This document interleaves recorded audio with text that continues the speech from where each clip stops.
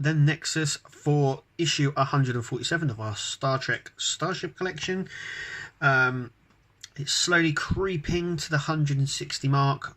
Obviously a little bit way off yet, but as we get closer, we still don't know whether it's going to be extended or not.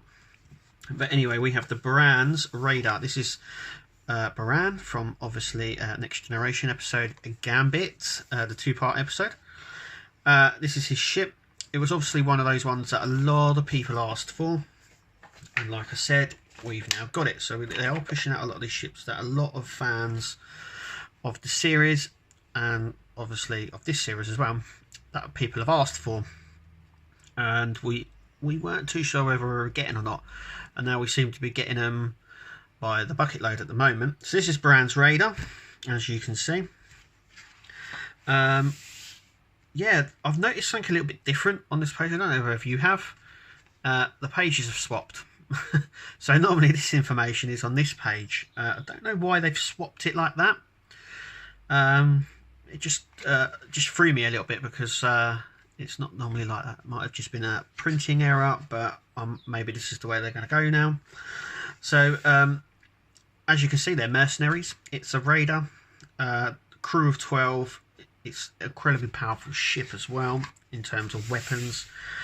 We get a lot of in-universe information as we spend quite a lot of time with the ship in Gambit Part 1 and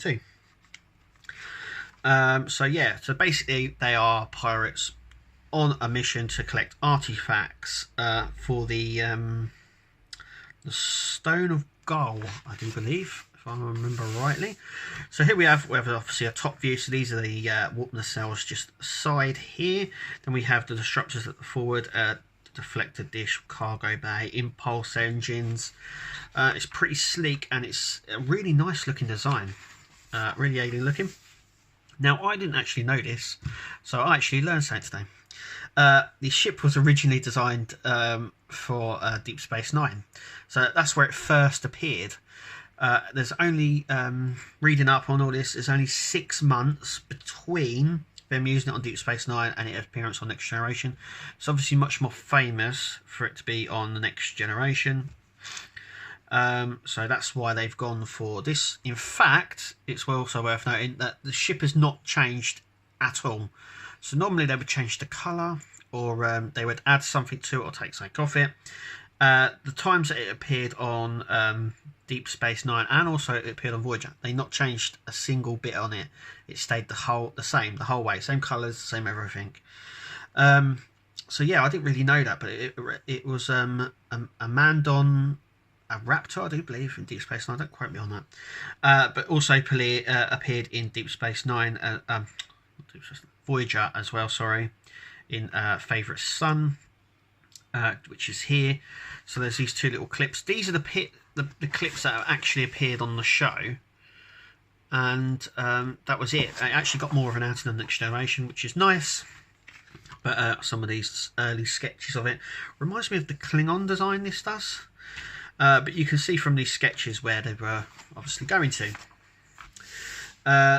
Then we come on to Star Trek producer, so how they went about with all the CGI work, and basically the guy has worked on everything actually since the Next Generation. We obviously have the trivia. Obviously it first appeared in Gambit. It was also, I don't believe it was ever destroyed. I think it was just captured back by the Federation actually, when it went to Vulcan. Anyway, coming up in issue 148, which we'll bring you here up on our channel, so make sure you click to subscribe, is obviously the Jem'Hadar battleship. So we've got the warship. This is the battleship. This is more of the beefed up version. I'm really looking forward to actually that issue. So here we have a top view. So without further ado, here we have Baran's radar out of the box. So as you can see, these are going to be very delicate, so just be careful. I can see these sort of snapping very easily. It sits really well in there. One thing I will notice, hang on a second, let me just, one thing I have noticed is that it's very, very light. I think this this section here, as you can see, is the die cast, but it feels very, very light. There doesn't seem to be any weight to it at all.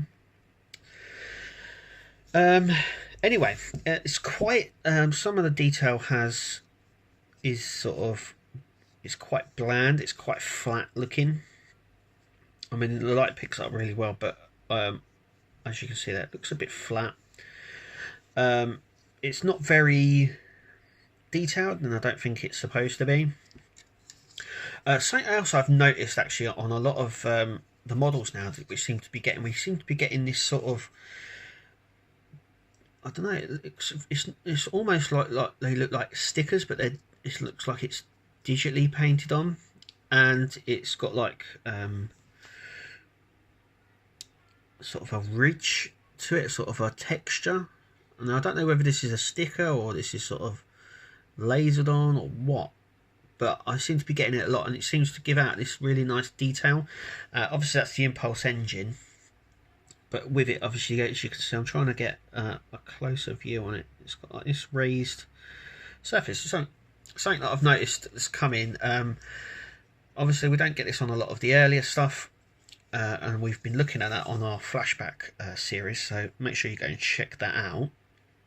We've got some nice colours down here, some nice sort of textures, but I mean, it's just what it is, really. It's not, I know it's one that a lot of fans wanted, in terms of like colour and stuff like that. It's fairly plain, but yeah, I love the way that they've done that. But it looks like it's like this technique. I don't know what sort of technique it is, or anything.